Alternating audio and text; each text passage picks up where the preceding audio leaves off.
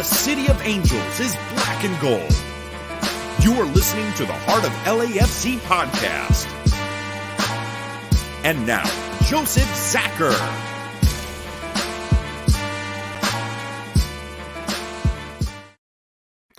Greetings, Los Angeles. Welcome to episode 191. We're going to call this one Earning It, because no doubt over the last two matches, our boys have indeed earned it. Let's be honest.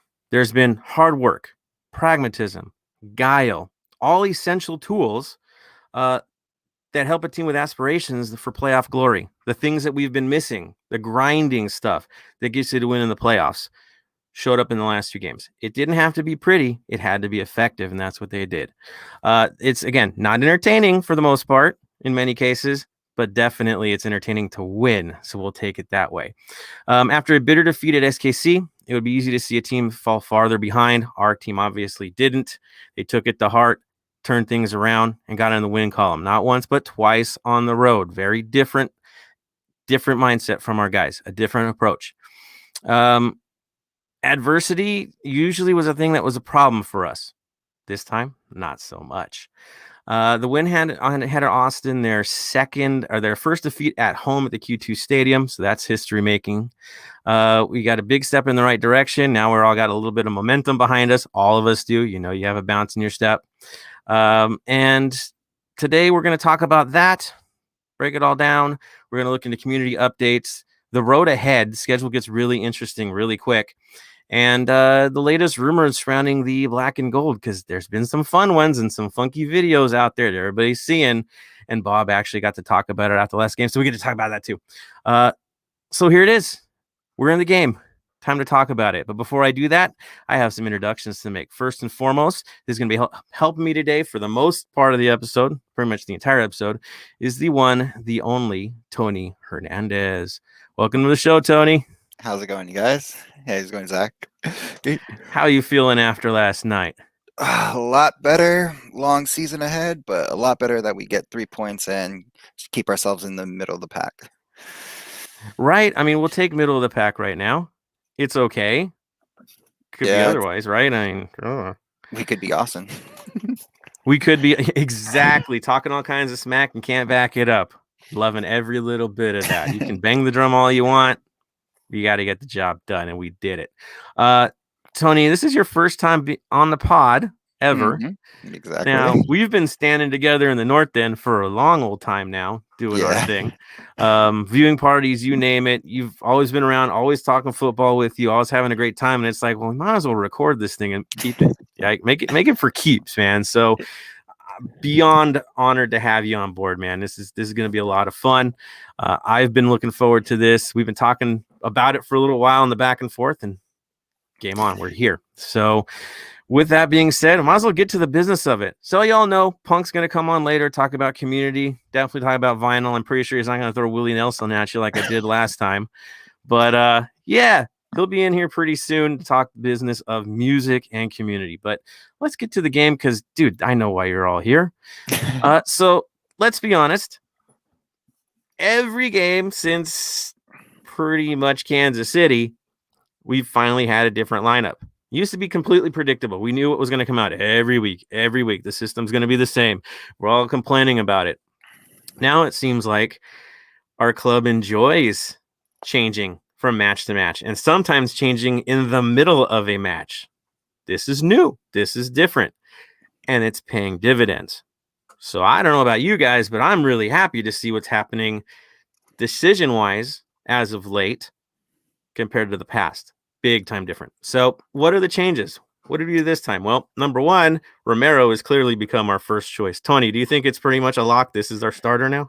Well, he was supposed to be for the future, not going to lie. Cisnero was doing like a bang-up job. But when you have the hot hand, unfortunately, you just keep going. Just keep going until you build them up. It's the life of a goalkeeper, right? Yeah, exactly.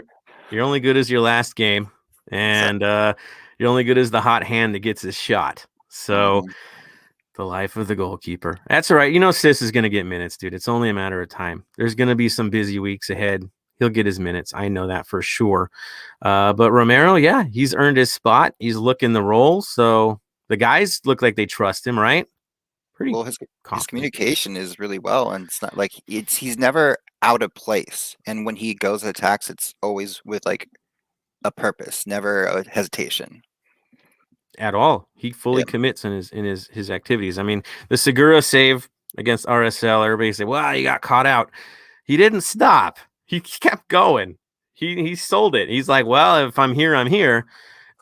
And that paid off. If he would have tried to back 2 steps up, like, oh, I got to correct myself, the guy sticks it next to his ankle. It's done. He gets slotted in, and that's over. So give it to him for the confidence. It definitely is paying off. The other weird thing that we saw, and honestly, I do think this is an interesting setup. You could say, well, I guess it was the 5-3-2 again. But you might say that, but it wasn't. You could say that, but it wasn't. We do know that there were wing backs. Bob said there were wing backs. Did they look like wing backs? Kim looked like a wing back. Raheem, who he said was a wing back, I'm not so sure he was a wing back. Say it all you want. There's definitely wing involved, and maybe like 5% back, but he was definitely free to roam on his side of the field, and so it really made an interesting dynamic. To me, it felt like a 5-2-1-2. Of course, with the wing backs always moving all over the place. Of course, why do I say that? Because it really did look like Atuesta and Latif were a little more reserved this match. They were dropped in deeper than usual. For Latif, I thought he was dropped in many cases deeper than we normally see him. And why do I say the one? Well, Cifuentes was definitely playing higher than normal. And so he was kind of in between it and sometimes in the middle of it. And then you know who your 2 were, naturally. Yeah. Times, though, it did look like Raheem was the other winger. For a lot of the game, it looked like he was one other winger, and then Cifuentes would drop out a little farther. It was wild. I got to say, the left side of our lineup was really out there. Not what I expected, not to see so much freedom from a guy you're calling a wingback. Not saying Raheem had the greatest game in the world, but he definitely had the freedom. Mm-hmm. It was oh no, I was gonna say it was just a curveball. Best way to say it, like something no one's used to, because as we've been in this league for how long, it's literally, this is what you get from LAFC. This is what we have to do to stop you, and now we have something that teams don't know what to do, and now they don't know who's on the field at the this point. You know, right? It's the very definition of pragmatism, right? Exactly. You look at what the other lineup's going to do. They're going to play the 4-3-3. Who is their highlight player? Lately, it's been Fagundes, a left wing, which maybe explains why Kim didn't go up as much as he normally does and had moments where he had to drop in back. He had to respect Fagundes, who almost burned us in this match, and you're going to talk about that. And Raheem didn't really have that threat on his side from anybody on their side, so that kind of maybe explains why so much freedom was given to Raheem. Now, Raheem did get his shot. And you can debate, did he take advantage of his shot? Did he not? Or does he fall into the performance? It's really up to you. I think Bob was extremely happy with what he saw from him because of the assignments he was doing, pressure he was applying. A lot of us probably frustrated with some decisions he was making. But it was an interesting time of day. What was your take on Raheem for the day? Honestly, he feels like a utility player, kind of what Blessing was in our first couple seasons, you know, because Blessing went from striker to midfield to defense, and that's what Raheem has kind of been the whole time nowadays. Like you say, today he was a left, quote unquote, left back, but not really. So I feel like he is the new Latif, but not Latif. You know what I mean? Because you can't replace Latif, of course, but that's where it's kind of heading, at least what I see from Bob. What I do like from Raheem is I do like how he's so willing to get stuck in. He doesn't hesitate. He does get stuck in. He does get physical. He doesn't mind that side of the game. But then there is still that technical ability that he does have. Yes, he makes some wild decisions and some errant passes, but in tight quarters, he's been actually pretty strong in that type of play. So there's the ups and downs. Trust me on it. There's stuff about him that drives me crazy. Tony's probably heard it from me, but oh yeah, the work rate can't be questioned. No. So you can't, and then the assignments and following them, you can't question that. So really an up and down day, but I do think overall squad was happy with him, and that's really who he's playing for in the first place, right? Stay in the lineup, do what Bob needs, do what the club needs. So Sifu returned to his rightful place in a way. He was a little more advanced, but he's still back in the lineup, starting, doing what he does best. The revelation of Kim Moon Hwan just continues.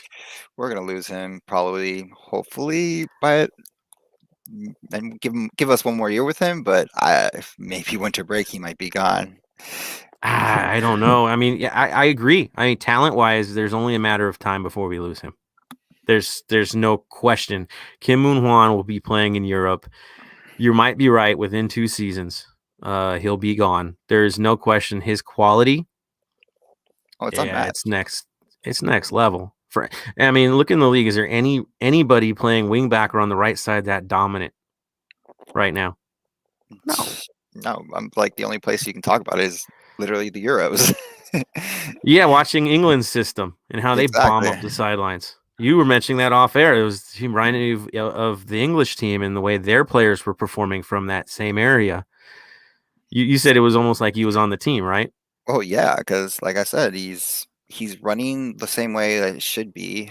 No one's like, it's still hilarious throughout the MLS league that we picked him up and everyone was like, why are you picking up this random kid from the last place team in Korea? It's like, well, he has talent and we saw that, and now you're seeing it and people are questioning it. It's not always the quote unquote Brian Rodriguez's of leagues and stuff like that. Sometimes it's just those gems that you can find, like a Tuesta, like Kim. So who knows? Yeah, I don't mean it's not even a matter of like finding a gem. He was well known in South Korea. He's an up and coming national player, the heir apparent to the position that he currently plays, the playmaker for his team that did get relegated. He was still their top dog as an outside wing back. He was Yes. the playmaker. Like, go figure, which he's doing with us. Watch the play. The ball's flying over that way down, rather than up the middle in most cases. It's now been brought around. So, yeah, we're lucky. We're very lucky. And I can't believe, and it's sad that it took this long to finally get it to see him full time, right? Because he hasn't Oh played yeah. that many games as in the starting lineup. So it's what a revelation. What a revelation. To be honest, he could Mhm. be a leading scorer for all we know. For how many shots he has on goal, he could be leading scorer of this league at the moment if he started. A little more confidence Oh yeah. in his shot. Yeah, because he does like to distribute a little more than shoot. But yeah, there's a lot more goals. And the first goal we could say, yeah, that was all him, Oh, right? it was Yeah. coming from the last game. Let's be honest. Right, it's continuation. The Yeah. continuation. We never see a drop off with him, not yet. I hope we never do, right? But Oh no. it's been good to see. Mac was in the lineup. That was your other big change. I'll be nice. I'll be nice. I'll be nice. Why? Because he actually plays really well for Canada. And Mac that kind of play can come back here eventually. Mac Go for it. Go for it. like Vince always says, like Max statistically is a really good player. The problem with him, and it's something that it's of course you see it all the time, is he makes the bad play that leads to the goal, and that's the Mm-hmm. issue with him. Statistically, he can distribute the ball. He's a good leader on the field. He's not as fast as everyone needs to be, but it's just those mistakes. He just needs to, I don't know, stop. It's I don't know, moving, selling stuff on offer up. I don't know. no, it's tough. It's really tough because you're right. It's the decision making. It's the thought process that he's falling short on. And I do believe that last year that's where we kind of lost it a bit because the season before that the decisions were correct. Yeah. He's not been quite there. The decision making's not quite there, not at the same pace that he used to do. It could be that the players around him are moving at a quicker pace and he just hasn't developed with them. That can happen. But he has had time off and time away. So adjustments are what they are. Yeah. It's tough. It's really tough because, to be honest, he's kind of played himself out of the lineup for the most part. For Canada, he's doing great. The system he's in there. For us, maybe the system's just changing and it happens. I've seen so many players leave and go to other places where they think they fit the system, and next thing you know, they are what they're pretty much loaned to another team.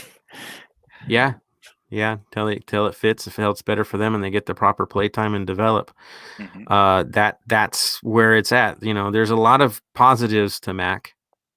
Just lately, it's been a bit off, and the guys that are taking his role are thriving in that role. Latif playing this attacking mid setup where he has the 3 center backs behind him, so he has a little bit more freedom and a little less risk, because that was always the issue with Latif, is the risk assessment, because he was the same thing. He'd make passes that were low percentage but really, really high cost, you could say. Now those aren't as much of a threat because there's somebody always behind him, like backing him up, right? So now he can get a little bit more crazy with the passing, and it's okay because that's expected. You're supposed to press. You're supposed to create something, so that's okay. And he has Moon next to him, or Kim Moon Hwan next to him, and it's just boom. There's always the interchange there, and so it fits. It fits. And Sifu, come on, there's no reason anymore to have him out of the starting lineup. None. No justification for it at this point. He's performing. He's finally getting into his drive. We are seeing the potential that our head office saw, and now we're finally seeing it. It took a while, but again, it's always the new area. It's not like, again, luckily LA is more Latin America friendly, especially, but it's LA is very distracting, is the best way to say it. You know what I mean? You can get lost. Agreed. It's easy to get lost in it. Certain players, definitely the shiny objects will take them away from the game. Sifu, he seems pretty darn focused to me. So good times. He's getting better. I think Bob mentioned that in the press conference, just how certain players are training better into it, getting used to it, how Kim needed more time just to figure out what was wanted of him, and now you can see what he's doing. So it's beautiful. It's beautiful to see how things are breaking out. First half highlights, Tony. What to you stood out in that first quite choppy kind of half? Besides the field being horrendous, it was a very, like we've been saying this whole time for the past couple minutes, it was a very inspiring team. The movement, everything, like the passers there was every pass had a purpose, even if it was a missed pass or something. We were fighting. That was the whole thing. Is just we were finally have that fighting spirit that somehow, I don't know where it went, where it was going, but we've been finding it. And honestly, big ups to Kim. It was that with Latif, and yeah, that was the biggest standout, was just Kim and Latif. Just literally every setup was those two. Literally, you can watch the highlights. It's just you literally see those two. Boom, boom, boom, boom. Bella, boom, boom. Rossi. Everybody. It doesn't matter who it was. It was always those two, with some touch, with the last touch or the first touch. Yeah, it was just wild to see them take over the game. They did. They really did. They were a handful. You saw how some of the dirty tackles that were spent on them. They gave it back. There was a lot of physical change back and forth and risk, and yeah, I mean the physicality. How did you like how that played out? They honestly, Austin had something to prove. Again, we beat them in their first ever game. They wanted payback. There's a certain podcast out there that was predicting our demise badly. And yeah, I got to that one. I saw it. Yeah, but it was nice that we were answering back. You know what I mean? We weren't just taking it and pretty much not like just shying away from it. We were giving it right back to them as much as they were. Exactly. We didn't give anything up. We didn't give up ground. We didn't yield. We didn't let anybody boss us. And that was the first half, is kind of like tit for tat. Okay, you take the hits, I'll take the hits, but we're going to get through this first half and not giving anything up because we're coming for a result. That was really my vibe. There were some crazy stuff that stood out. 24th minute, the goal that wasn't. The goal. The goal that wasn't. it Yeah. was So what? Yeah, what? you explain it because I was pissed. I'll be It honest, I was pissed.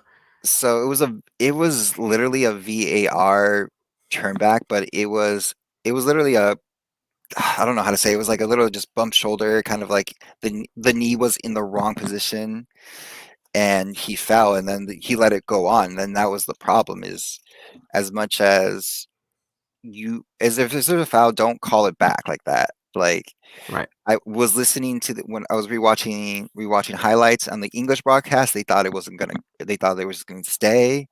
On the Spanish, they thought it was going to stay as well. They, of course, there's some bias over there in Mexico, which they don't like us too much. But they were saying that they're surprised that it got turned to a disallowed goal because of the foul. Yeah, the Austin announcers were like, "Oh, that's not going to get overturned," and then it did. Even they called it like, "Ah, no, that's going to count. It's going to count." It didn't make sense. It felt like they were looking for a reason because it was so far behind on the play. It really was. It's like ancient history that you're bringing back to call back a goal. It is Like bizarre to me. like if it's like when it's like if you're going to give him a card, just wait till after the play and that's fine or whatever. It wasn't a card, but that's how it usually has gone ever since I've been playing soccer. It's like there's a foul that's with the ball and there's a yellow card, they still let it play through, and then you get the ramifications later. But it only plays through if the other team has possession that was fouled, not the team doing the fouling, right? You'd call it right away. yeah, but that was just like I said, that was So just terrible. I don't know. There was a lot of terrible calls in general in every game today.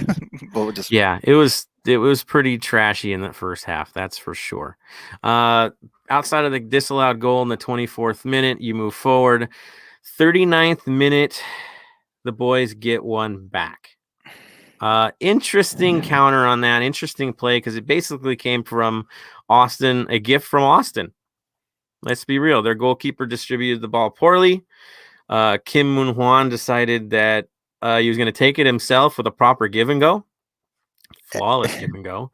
Got of course. himself isolated in front of the keeper, in front of goal. You think, yeah, he's got another one, and somehow it doesn't go in. But thankfully, Cifuentes is always there. He just knows the game. He reads it. He's there to put it away. The funny thing, I was gonna say the funny thing about that play was Kim thought he messed up and the ball was gone. He didn't even realize Cifuentes put it in until like afterwards, because he had his head on his head like, oh my god, I missed an opportunity, and he didn't realize it was scored until later. Way later. Yeah, no, he was really shocked by the whole thing, and then just euphoria because, again, that give and go from Kim Moon Hwan, that was the story. It was such a bang play. Yes, it was a turnover in their half, which you're supposed to punish them, but it's just the way he kind of took it upon himself to make it happen. That's just perfection. It really is.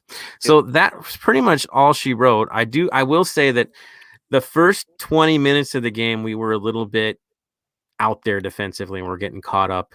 I know Romero did have to make one big save in the first half from the near post. Yeah, that one. Couple, but one that was like, I think if we had anybody else in the net at that moment, it's probably going in. If we had anybody from last year in the net, it's certainly going in. Right? No. Right? No, yeah. Honestly. So he keeps it Keeps it. I don't know if it's a center of gravity or something, but he just knows when to dive and knows when to put his hands at certain moments. He's just always there. Stopper. Yeah. No, again, happy what he did in the first half, and I was like, wait, that's another shutout half. That's the first thing came to my head is, wait, we didn't allow a goal. Like, what's going on here? Again? we're on a streak here. So second half comes around, and same old thing. It's just murder ball at moments, guys just hammering stuff off the ball, on the ball. Yeah, it was nasty. I mean, there were nasty moments. And it's not like we were just taking it, we were giving it, and we'll show you guys in the stats, like, hey, we don't mind giving it anymore. It's nice. But we did what we had to do. I think at this point, you probably agree with me, at this point, Raheem was kind of fading a bit.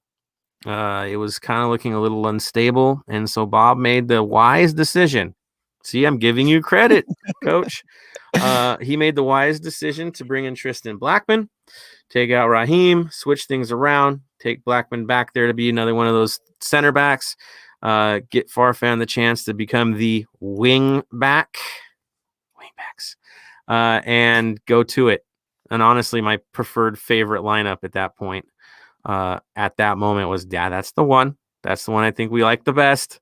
And the second half proved it. There were some sketch moments, but for the most part, it was pretty good. They did have a killer chance again off a header. What's with us in marking these things? But Ring had a basically an easy one in the 74th minute. He blows it. But it was, again, just poor marking in the box because, well, we don't mark. Still, we're having issues with that, and we got lucky. We were honestly, we were getting lucky on the marking. We were doing a lot better in the first half, noticing like all the corner kicks. I was like, oh my God, are we actually playing defense on set plays and knowing where the ball is going? But then you see little hiccups like like that, and I'm just like, oh, maybe we don't know. Who knows? Like minor regressions. Yeah, exactly. But I'm gonna bring it up in the stats because you know what? That's something to talk about, because if you look at the stats, you're like, wait, there's vast improvement in all these areas that we've always complained the most about. Now they've been addressed. So as it goes on, they don't get a finish, and guess what happens? Rossi finally gets, dude, I was so looking for Rossi to get a goal. He needed to break the duck, and he did it in the 89th minute. A lovely setup from none other than Carlos Vela. Dude, dagger, easy finish, far post, no big deal. Just arc that bad boy in there, put it away, make it look easy. Oh, it was beautiful just to see it go in, and then just to see the crowd just slowly empty after that. That was fun to see. Yeah, it was. They already knew it was already over, but then that goal just emptied the stadium even more. And turn out the lights. Yep. Yeah. As much as it's a beautiful state, it looks pretty good. There's some weird stuff about their stadium that was said, but they just need to be put down to where they need to be a little bit, let's just say. Yeah, they needed to get pegged down a bit. That's for sure. I mean, I gotta say, Al Rate is putting on a top-rate show now that he's over there, because he's kind of running the run of show, right? Yeah. It looks great, the neon green and all that. Thank goodness the lights didn't go off when they scored, because they didn't, because that is kind of an experience to see that. But yeah, we kind of just gave them a little reality check there and took this game on the road. A lot weren't expecting it. I think more people were thinking we were going to escape with a draw or something like that. Not the case at all. We got through. Now you're like, well, you guys are so up in this. We didn't dominate this game. No, we didn't at all. I didn't think we played to dominate the game. I think we played to counter these guys. I think that's exactly, it was the pragmatic approach that reminds me a lot of Seattle when they're on the road. I keep saying it. Why? Because those guys are up there. That's who you're chasing. Their qualities. They're up Kansas there. City, right? There's a quality to them. But they can grind it out, and that's what we need to be. That's the difference. Mm-hmm. Pretty Jogo Bonita, love it. Love when it goes around. But dirty, when you need to get dirty, we just need to grind it out. If we can grind it out, that's how you win championships. It's not always pretty, but when you can grind it out, chips just comes. Yeah, ask Columbus. Everybody grinds except for one guy, right? One showpiece or two showpieces that steals it in a moment. But everybody else, grind, fight. That's what's needed from us to get results right now. We're not sliding by playing silky all the time. Sandpaper's winning the day in the moment. Let it win the day. That's fine by me. You're like, yeah, but you know what? Seed some things and win the day. In terms of possession, this is a little surprising. Austin had 60% of possession on the day. That's a lot. That's a lot to concede. That means we were running counter and quick plays. We weren't worried about the slow build. We were hitting the wing backs hard again, and just if we turn it over, oh well, we had people to drop back. We'll get the ball back again, and it just a lot of that. Just go. Expected goals. This is interesting. Even though we were outpossessed, our expected goals in the day was 1.51. Austin's was only 0.64. That's like quality chances in the box that should score. and they equate to that. So we actually were above board. We were 151. We ended up with 2. They were close to 1, but not quite close enough. Second half, if you do look at the expected goals, there was a significant drop for Austin after we made the change and brought in Blackman. It pretty much, that was it. There was one chance, but really things were more stable for us. Now, in terms of shots, this is interesting. They had 14 shots. We had 12, but this is nice. We led on shots on goal. We had 6. They only had 4. Again, 3 center backs is a payoff, right? Exactly. You can't get them off in the box. There's always somebody in front of you. So that's good. Other fun things. Duels. We won it last week. We won it this week. 58-42 in duels. It's one-on-one challenges. Who's going to win the ball? 58 versus 42. That's a rarity for us. It's not our vibe. It is now. Aerials, 12-12. Right? We're not the biggest team in the world. They're bigger than us. We got like two people who can actually battle in the air, and that's about it. Everyone else just got to get somehow. some help. Yeah, we win. Yeah, big boys. Interceptions. We had 18 interceptions. They had 16. Fouls conceded. We won that one as well. 9-7. Wait, we out-fouled somebody? Yeah, we did that too. Corners. This is where you were like, dude, how did we not let one in? Austin had 8 corners. We had 3. They had 8 corners. You remember earlier in the year, if they had 3, that meant one was dropping on us. Exactly, and that's why I was saying, are we finally playing our set pieces the right way and not letting just random people fly wherever they wanted to go? So what is going on here? Exactly. I welcomed change. So that's the stuff I wanted to bring out, is that we're winning the stats that win tight matches. We're winning the grinder stats, something we never did. We always won the pretty ones, not the grinders. Now it's kind of role reversal, and we're getting results for it. So is it the prettiest thing in the world? No. But we're winning, and we're getting shutouts. That's 2 shutouts in a row. I think that's 3 for Romero now? Yes, actually. Yeah. 3. Yep. So kids got 3 shutouts. We couldn't buy shutouts last season, right? And this kid's popping 3 shutouts. I don't get it. It's a different world for us now. It's a good one. So I'm happy. Tony, what is your overall impression of not only the result, but the way we got it? I'm honestly happy, and I've been wanting something. That's why, like, anytime a big dirty defender was available, Sergio Ramos, like, I wanted him because I wanted someone who was quote unquote dirty but but was a good defender and could keep people in check. But now we don't even need that. With our defenders now, we finally have everybody that we need to defend, and that's the whole thing. Is after our pretty much record-breaking season, our defense just went poof and gone, and now we finally got it back, and that's all we needed. It's not pretty, it's not beautiful, but it's results, and that's what we need in the long term. When our stars can't perform, we just need to keep grinding, and eventually the opportunity will present itself, and we'll put it away. Exactly, because that was always the thing, is we always relied on 1 or 2 guys carry everything and just ride it out. We kind of had even showpiece defenders for a little while there that was really good for the highlight reel, but not really good for getting the job done, and loved flying tackles, but not just squaring people up. Exactly. Different story now. Very different story. You know, just mention who's back there. Eddie Segura. People don't like calling him steady because of the whole rhyme, but he is steady back there. He might as well, like, keep it. I'd rather be called steady the whole time if that's what my defense is doing. Right, he's steady. So I always thought it was an interesting interchange between him and Murillo. Like, we know Murillo can have some silky touches on the ball, and he's done some really good distribution. But a lot of times defensively, he's kind of like the bull in the china shop. Oh yeah, and goes in there and wrecks stuff, and then Segura comes out and distributes the ball. This is kind of like, I'll go kill the guy and then you take the ball. All right, cool, let's do that. They kind of have this vibe. There is definitely a partnership, and it's been working really well together. Even better when you throw Tristan into the mix. They have it. It works when they're together. And credit to Farfan having to throw in for this match to do it too. He did fade a lot towards the left, if you've noticed in this game, because Raheem.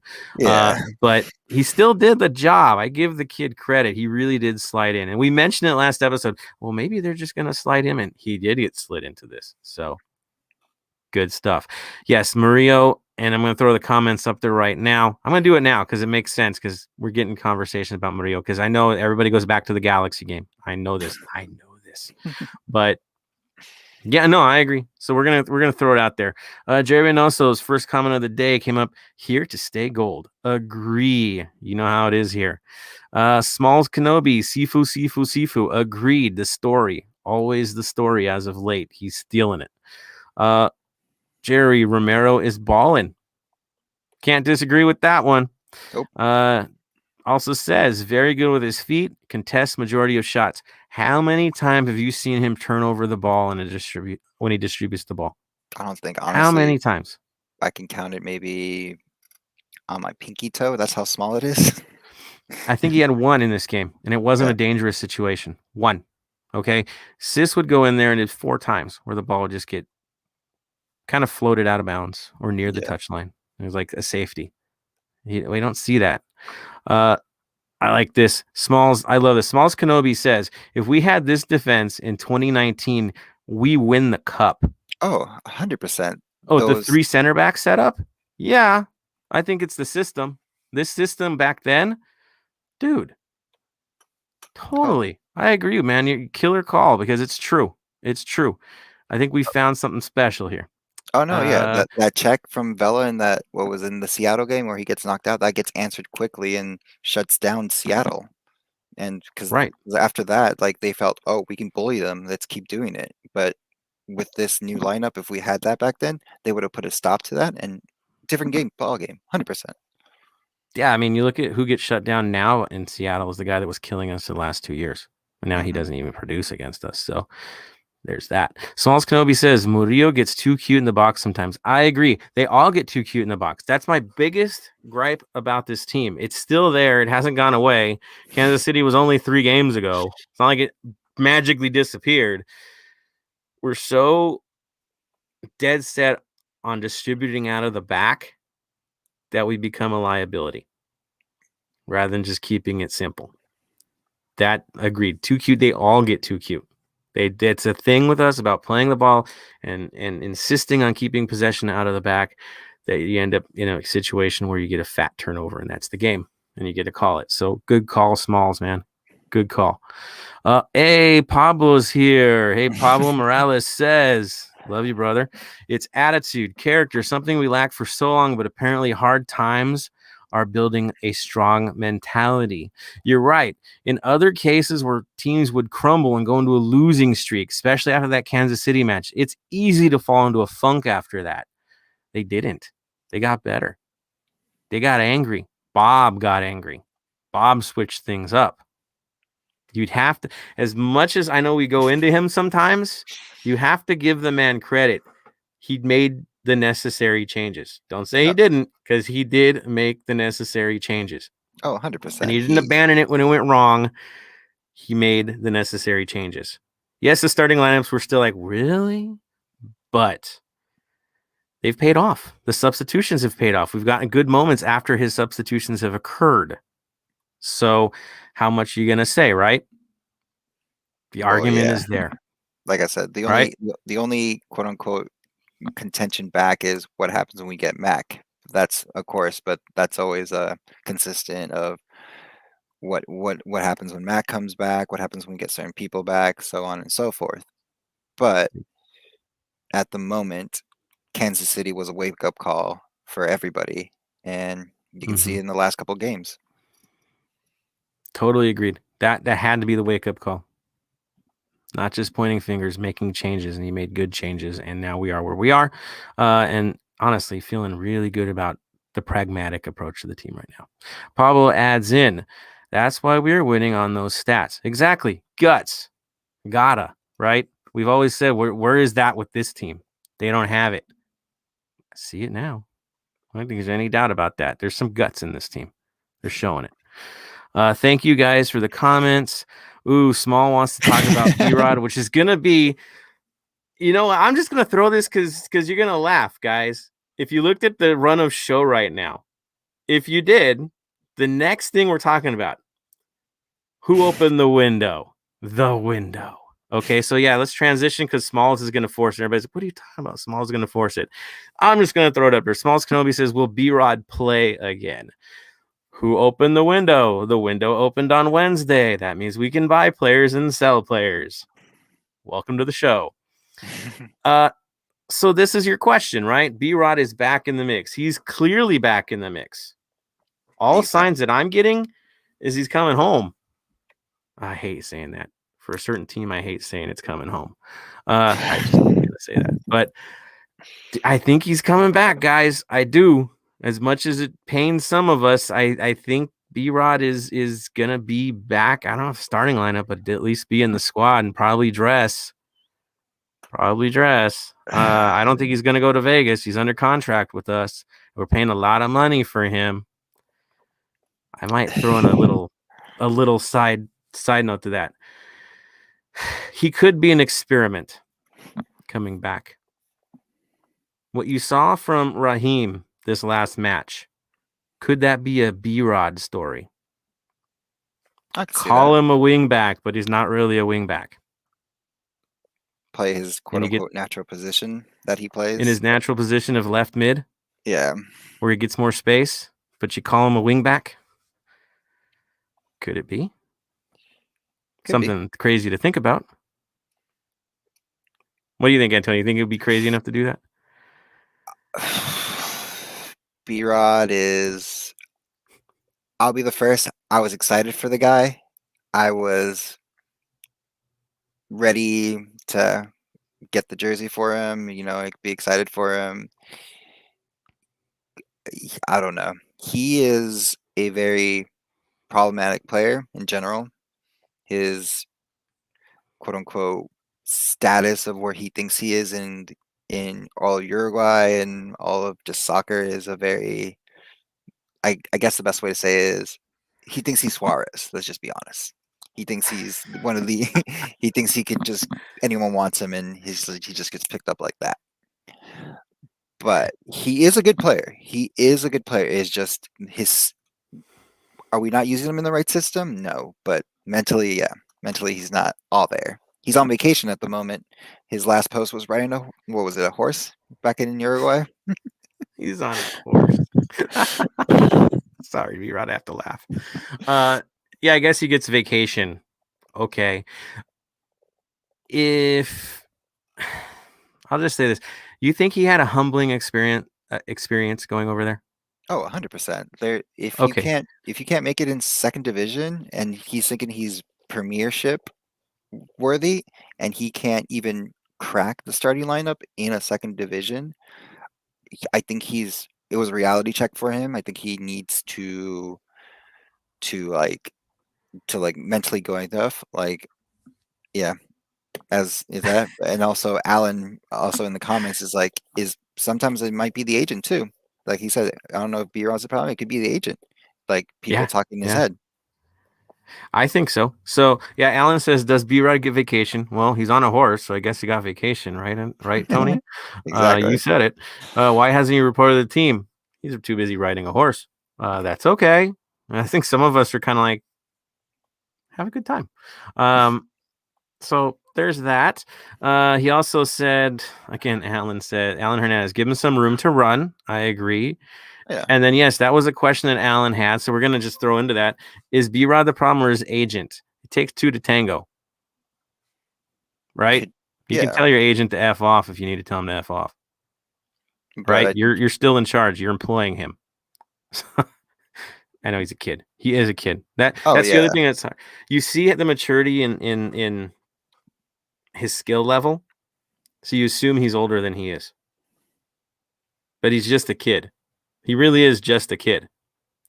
So that's why, I brought up the experiment. He's still a malleable object.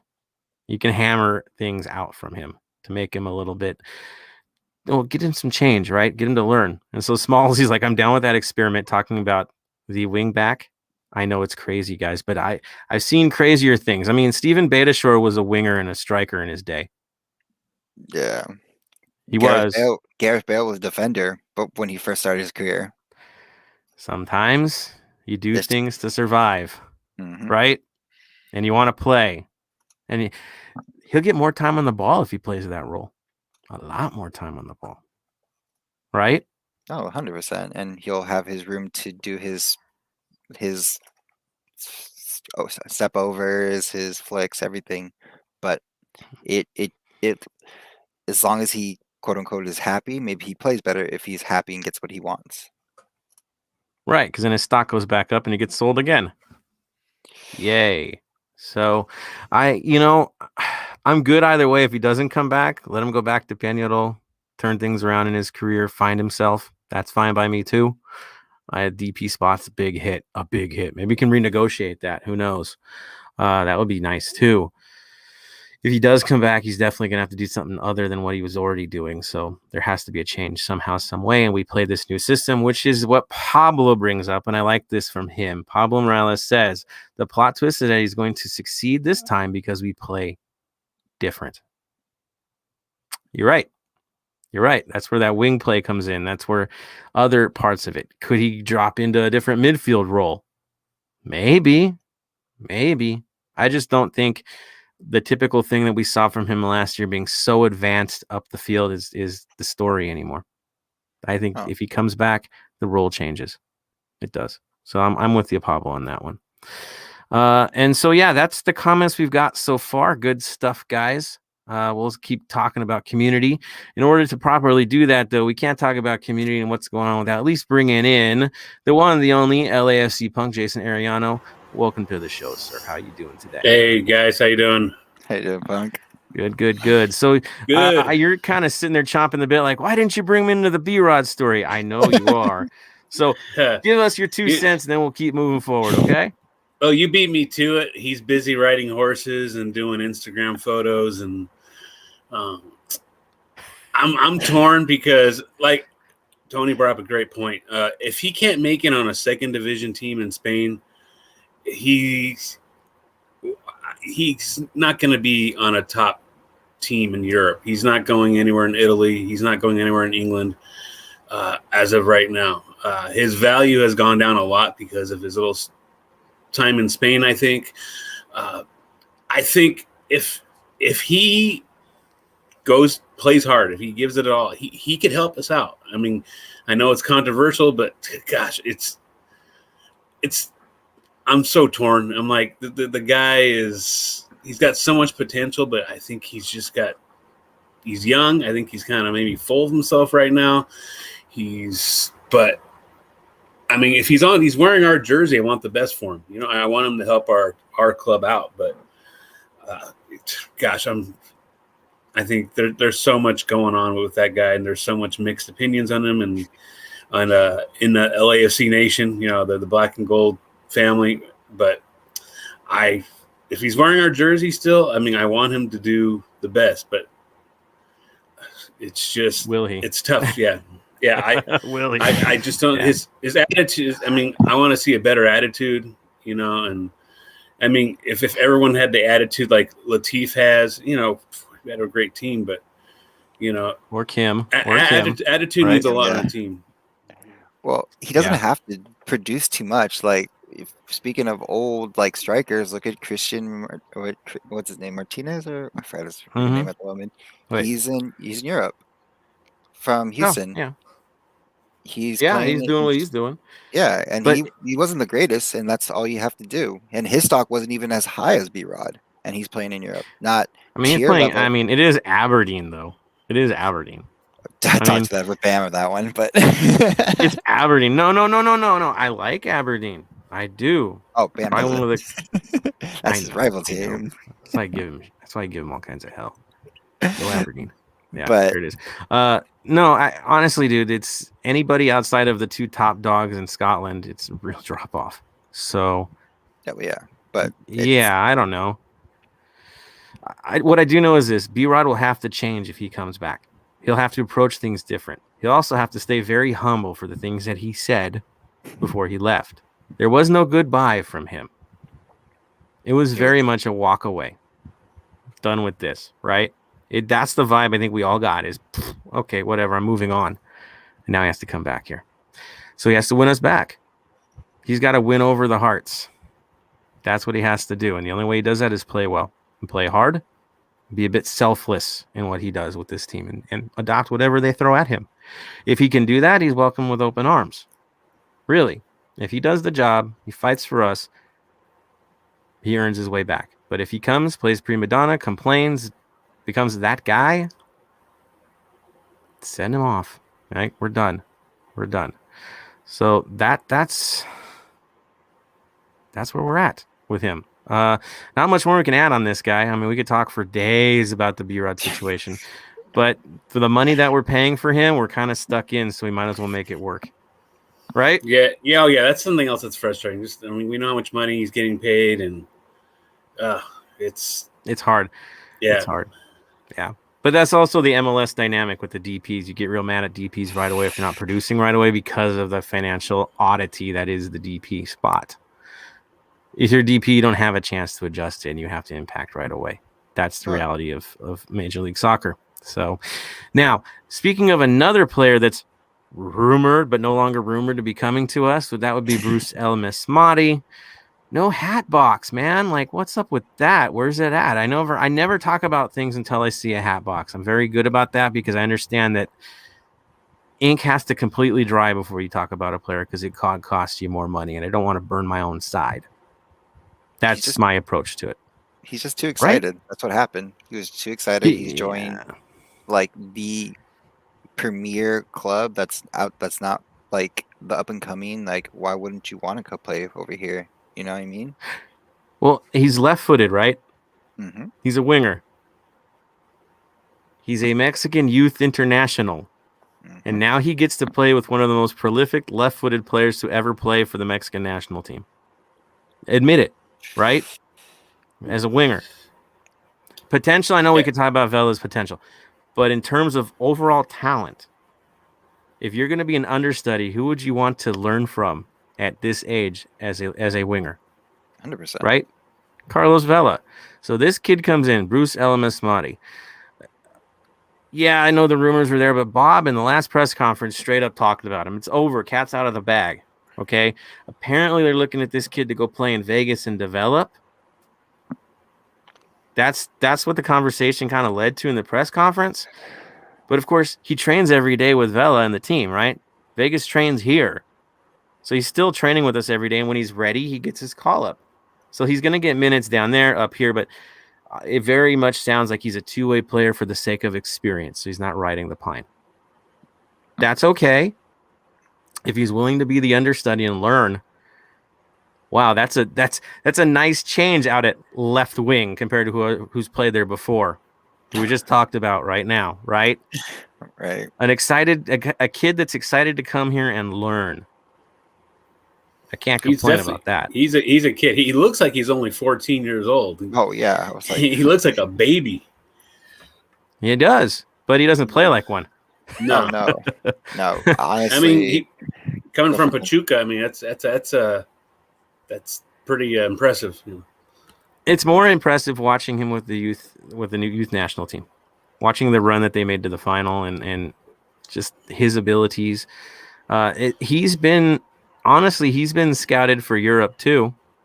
He has, right? There's been people looking at him. I think it's a bit of a shocker that he's coming here. I'll be honest. I don't know why Pachuca's letting him go. And I guess his contract was up in June anyway, so it doesn't even cost us anything. Just pull like PSG. Dude, that's super cool. That we're not even paying transfer fees for a player of his quality. What? Free, no nothing, no give up nothing. Garber bucks, nothing. Just nothing. No TAM. No. I mean, there will be TAM, right? The kid's gonna cost money, but nobody had discovery rights on this kid. We just snuck in on this. So all I gotta say is, John Thorrington, you're the man for pulling this one off. This is one of those check the box, dude. This is cool. This is one of those good moves.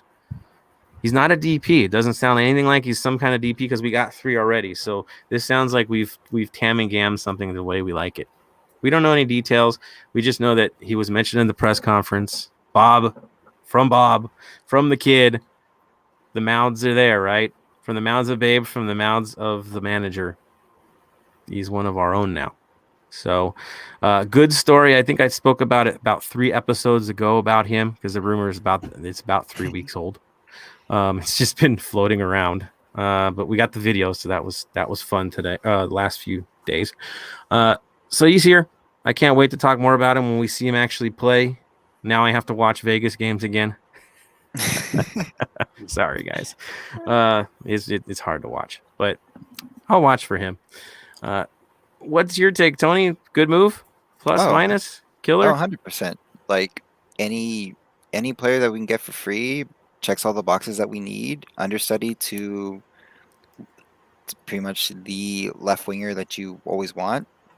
Like, what else? Like, Pachuca is just stuck in their ways of, I'm sorry to say, Mexican's old guard of we like older players and we'll play older players until they're dead. So I don't know. And I think that's a part of the Liga MX setup because the seasons are so short. You can't afford a losing streak or you're out. Well, not right? anymore. Short season. No, these double seasons, you can't experiment because if you do experiment in that league and you get blown out, you're out of a job like the next day. Oh, the carousel for coaching in that league is so quick that you can't develop youth in front of an audience. It's hard to do. It's hard to do. So, win for us all the way. Love it. Good things. Funny though, they were talking about him going to Europe though. Like a lot of articles before this happened was like that generation of kids that were playing on that youth setup need to go. They need to go. They need to get out. They need to expand. And then he comes to MLS. So yay for us. Any other rumors? Have you guys heard anything so far? Been quiet otherwise, right? Yeah, I was looking today and not too much going on so far. It's always transfer windows, always usually exciting. I still think the pandemic last year has kind of hurt that a bit with teams not having as much money and stuff. Usually it's more going on, but I think we're still recovering. I think the world of football is still recovering from the pandemic. So, most stadiums across the world are still empty, and that's England's finally opening up. I know Germany, they had fans. I remember watching Bundesliga. They had fans for like one game, and then all of a sudden they were gone again. It depended on what region you were in Germany. It was very regional. So like Bavaria couldn't get their numbers right at all. So the Bayern's just like, nah, we're not even going to deal. So they just chose not to because the numbers were too unstable. Where farther to the north, it was stable. So teams are filling back up again. It was very much a regional thing in Germany. It was weird, but that's how they played it. It was very much, they were really good with contact tracing. So I think that's why they were able to pull that kind of stuff off. Enough about the COVID, man. We got to beat this thing, right? Get your shots, people. Get it done. So the other thing, speaking of COVID, did you hear what happened with Montreal today? No, I haven't heard that. Wait, so they sold a player who didn't want to get his COVID shot. Oh, wow. Was Eric Hurtado, who was in Kansas City last year. He went to Montreal this year. They're heading back to Montreal this weekend. They finally get to go back home again. But the one rule that was there to go back to Montreal was that the players had to get immediate transfer back home without a delay or quarantine time. They had to have their shots. If you didn't, it was a 2-week delay every time you crossed the border, which was a pro soccer player. That's not a thing. Yesterday, I was listening to like the broadcast, and they're like, they can't wait to go home, but apparently there's players that don't have it. And it was XM on the radio. I was listening to that, and they were talking like, I can't believe there's players that haven't got the shot. Well, we found out which one, and it was only one in Montreal that was the holdout, and that would be Eric Hurtado. He got traded today to Columbus because he didn't want to get his shot. And they pretty much, Montreal said that. Like, we're going home. We want to go home. We don't want to delay it any further. All all good to him. If he wants to stay in the States, that's fine. If you want to get the shot, that's fine. We'll move him on. And they got the right price for him anyway, so it's not like they got hurt in the deal. And he wasn't producing that much anyway this year. So everybody wins. I guess he doesn't have to get a poke in the arm. Oh, poor baby. I just don't have any love for that kind of stuff. Yeah, and I feel bad for these Canadian teams, though. Vancouver, Toronto, Montreal. They haven't played in their – it's been almost 2 years, and they've – you got to feel for these teams and their fans. And these teams have had to play in Florida, and they've played all over. It's even the Canadian national team as well had to play World Cup qualifiers in empty stadiums in Illinois, and it's crazy. Dude, I can you imagine being away from your family all that time? Yeah. I mean, I'm sure some brought their family over here, but still, you're not home. You're not home. That's not any kind of good. So yeah, I mean, Chris Armas, I mean, he got fired and he never even got to step foot in Toronto. So kind of funny how he coached Toronto but never stepped foot on in Toronto soil. How exactly do you run a man? So they're running him out of town, even though he's never been in town. He didn't even have to empty his office out. He never even got to enter his office in Toronto. So empty out your hotel room, sir. Yeah. Sorry, Chris, you lost the room. We already knew that. Just ask Josie. And then they get a result. So I saw that. That happens a lot. Usually, you see that happen a lot in every sport. A coach gets fired, and usually the team comes out and it was against the team that's one of the top in the league. So go figure. Wild stuff. So interesting stuff going on. Watch MLS. This week has been bizarro land result wise, minus ours that was good. But the others have been really weird results. Seattle keeps winning, though, but really interesting now that all these players have gone away to Gold Cup and elsewhere. Wild results because of it. And I guess everybody gets pretty much a vacation this weekend. Mm-hmm. So do we. Okay, which is good for Heart of LAFC podcast. That means that we're not going to air on Monday. We're going to take our little mini vacation. We'll be back Thursday, though, that's for sure. Okay, because then we got a game to talk about. But everyone else needs that break too. I think that's why the Canadian teams got to go home. They can now adjust back. All good things. Let's move on, dude. Community stuff, Punk. I know you got something good for us today. For community news? Community and music. Oh, music. Yeah. Communities, just to all of our listeners, if you guys have anything going on, whether it's your supporter groups or whatever, get out, contact us, and we will definitely promote it. I know I forgot to mention it a couple of weeks ago when I was doing watch parties for the Empire Boys. At our watch party, we were doing a fundraiser, $5 tickets. We were giving away jerseys. We had some tickets. I don't think it was LAFC tickets. I think it was actually Charger tickets. But it was for I forgot. I'm sorry, but if when you guys have anything going on, hit us up and we will let people know. But I do have a vinyl this week. It's the last few weeks have been different. We had thank you, Black People Vinyl. Rasta, dude, you were awesome, man. He's in the chat down there, by the way. Yeah. He was great, and we had reggae, and Joseph Willie went left field with Willie Nelson. I mean, the week before that, I went Disneyland, Pirates of the Caribbean. You did. You did. So I'm not gonna go punk this time, just because I was a youth in the 90s, junior high school in the 90s.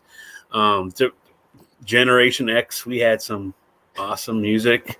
So I busted out the first Weezer album. Weezer? Yeah. Dude, the Blue album. This is the Blue album is great, man. Great songs like Buddy Holly and the Undone Sweater song.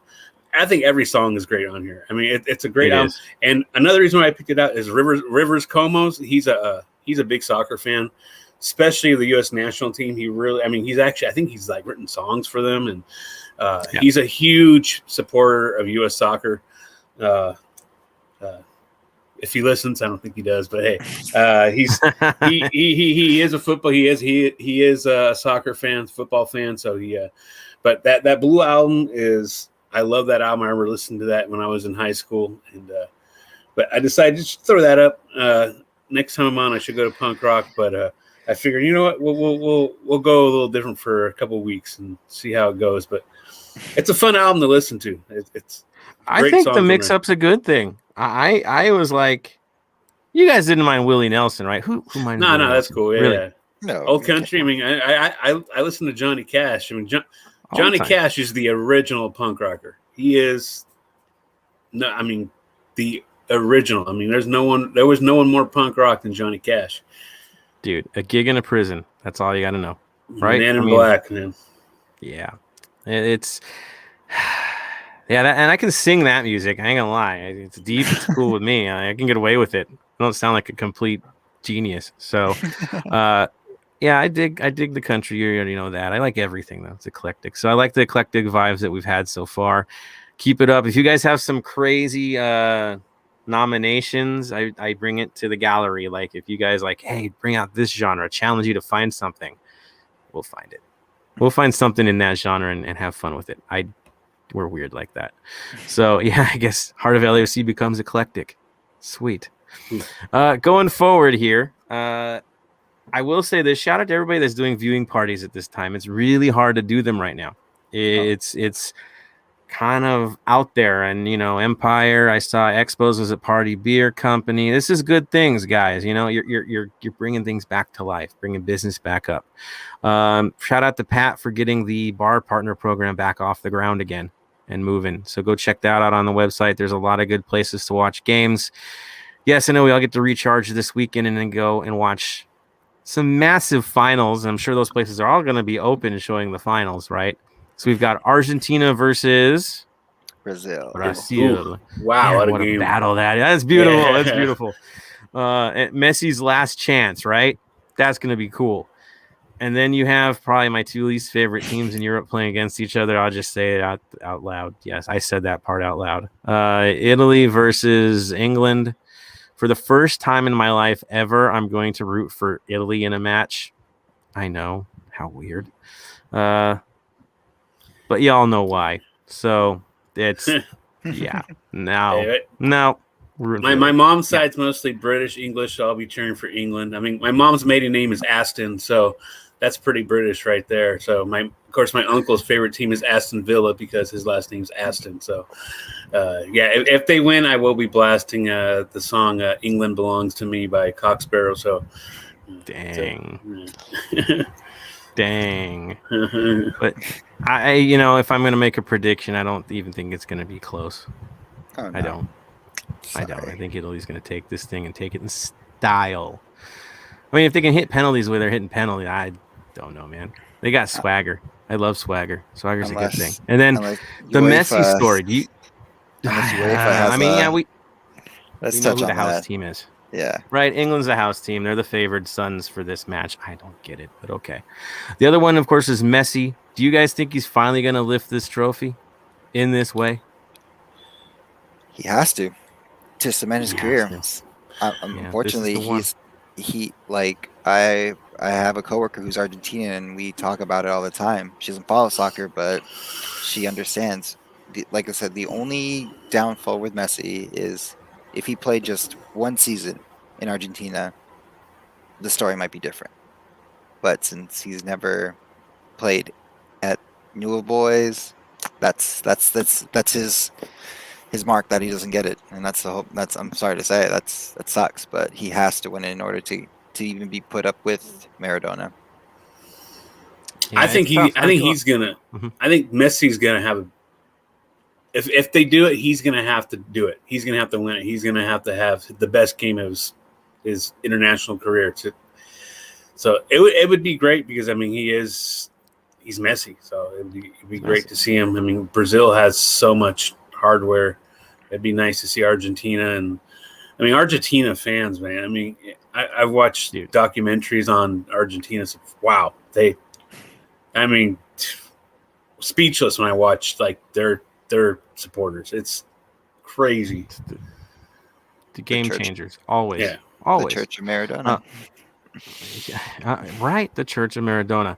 I look at this match. I'm not going to root for anything related to Neymar. That's another thing with me. Not a fan. I know I respect the talent, but the approach is not cool. Yeah. I really do want to see Messi take this.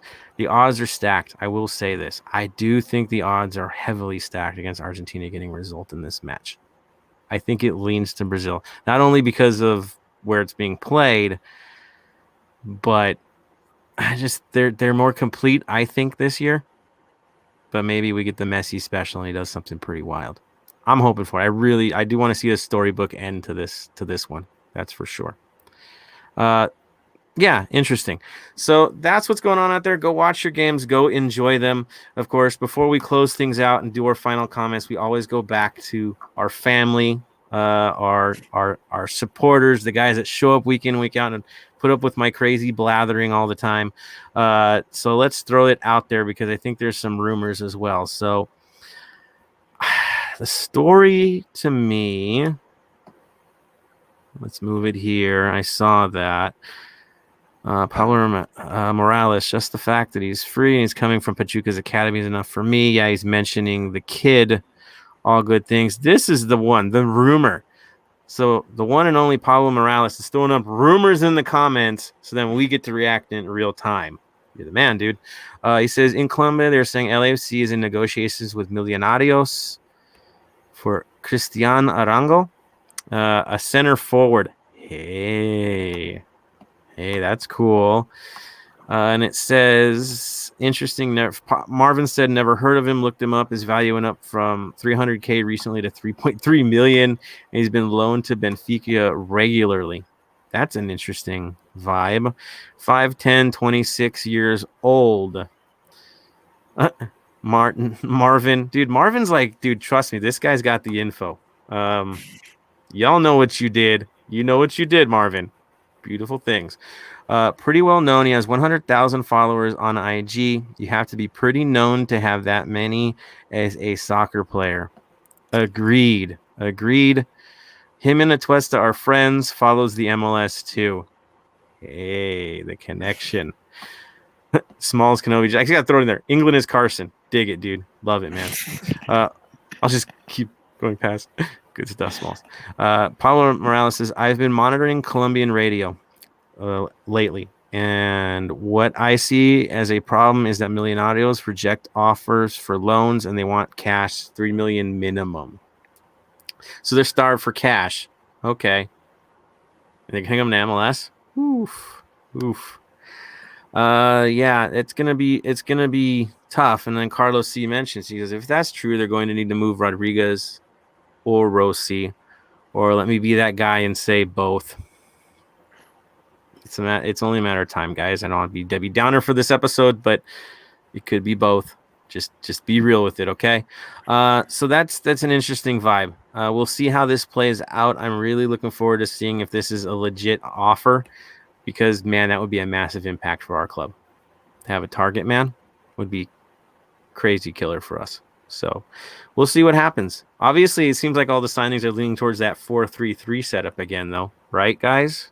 A winger, a center forward. Interesting. All right. So back to the Messi thing. Alan Hernandez says Messi's got to do it for Maradona. It's the time. It's the moment. I agree. Carlos C, even though I like Messi at Barca, can't root for Argentina. Fair enough. All right. So that was the comments for that. I'll throw it out there to Marvin.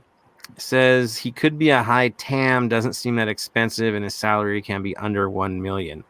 For the new guy, don't know yet, right? We'll see what happens. If we're getting the Atuesta special and his buddies helping buddies, then you get kind of cool deals like that. So if Carson can get a guy like Pavone for like $2, anything can happen, right? Maybe we get to play the funny money game and make it happen. It's MLS. It's what we do here. So we'll see. Good stuff to you guys for bringing it up, especially you, Pablo and Marvin. You guys have always had like the cool rumors. Marvin was throwing me some crazy videos. I think we discussed that earlier in this episode. You're the man, dude. We're finding that. I played nice and played quiet, but dude, it was I'm gonna stay down for so long. Good things for sure. And it sounds like it's gonna work anyway. So yeah, thank you everybody for commenting tonight. It was a good, lively crew. again, news coming out of the sidelines, man. I dig it. So on that note, I am going to, of course, transition us towards the end of our episode. I know all good things must come to an end. So I'm going to move this one over to Jason. Jason, give us your final thought of the day, sir. Final thoughts. A 2-game win streak. We got 6 points and 2 road games. Huge. I'm excited. I think the team is getting back on the right track. And just a little stat I heard on the post-game show last night listening at work, the Dave Denholm. People are complaining that Vela isn't scoring. Just to let you guys know, Dave brought up a good point. We are 5-1-1 when Vela starts. So just keep that in mind. And thank you, Dave Denholm. You are amazing. And even though I wasn't able to watch it, I missed going to the watch party, especially since Ken the Falconer was out the Empire Boys watch party. So I was really bummed that I missed that. But listening is, Dave, you are awesome. I mean, you make listening to the game so exciting. So thank you, Dave. Good stuff. Thank you, sir. I think you're on point there. Yeah, Vela doesn't score, but then Vela assists. Yeah, he's got 5, 6. He's got 5 assists this season. So he's like our he's top in the assist lineup man so far. So yeah, it's good. It's good. A win's a win. Oh, exactly. We keep saying that. One is enough. One is enough. We'll take the win. One would have been enough again. It's enough. Yeah. Good stuff. Now it brings it to the one and only Tony. Tony, man, thank you for all that you've done today, coming back into the mix and doing this thing, finally getting your debut, getting your minutes for the Heart of LAFC. You have the floor, sir. Final thought of the day. Final thought would probably be, just for the fans to remember, it's a long season. We don't play European ball where every game matters. It does matter, of course, but just get ourselves into the dance, then we can wreak havoc. These dirty games are perfect for those playoff games when we just can't seem to click. But honestly, long season ahead. Let's just keep going. Hopefully our new signings are better. Hopefully B-Rod shows up and plays to his potential. After that, go LAFC. At the end of the day, right? Always go LAFC. Highs the lows. That's why we're in this game. So, first and foremost, thank you, Jason. Thank you, Tony. Thank you, Pablo, Marvin, the crew, even Jerry Reynoso, man. He had some cool comments earlier in the show. Thank you, all of you guys that make this show happen. I don't do this show without you guys. You're the reason why I keep doing this thing. It's your support that keeps me into this thing. By far. If me talking to a wall, it ends tomorrow. But you guys supporting the show is the reason why we keep doing this. This has always been about the community. It will always be about the community. We're going to find new ways to get more of you guys on as well, especially with the new format. So if you're interested in jumping on, tell me. I would love to bring more of the faithful on here, feature what you guys want to talk about, get a little interesting, get a little fun. It's a long season. We still have like another half to go, really. So enjoy it. Tony, you've been a rock star today, man. Good stuff. Good debut on the day. Good run out from the lad, right? Good run out. Good job. Yeah, man. Thank you. Definitely will be asking you. You know I'm going to ask you back on. You already knew that already. Oh, so anytime. Yeah. Anytime. Whenever you'll Love it, have me, brother. I'll be here. Dude, love it, man. Good stuff. So you guys, thank you once again. Keep doing what you're doing. Enjoy the games this weekend. Cup finals are always fun to watch. Wear your colors whenever you get the chance. Support it. Rivalry match is quickly approaching. I kid you not. It will be here before you know it. Around, episode 200 of the Heart of LAFC podcast. I was telling the guys today it's actually going to hit about that time. Dude, it's beautiful. It's just going to work that way. So wear the colors. Do what you do best. Represent the city the way you know to represent it. And of course, stay golden.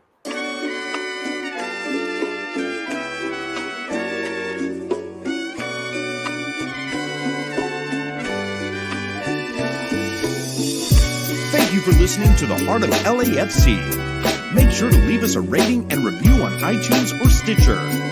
Shoulder to shoulder, the black and gold is taking over.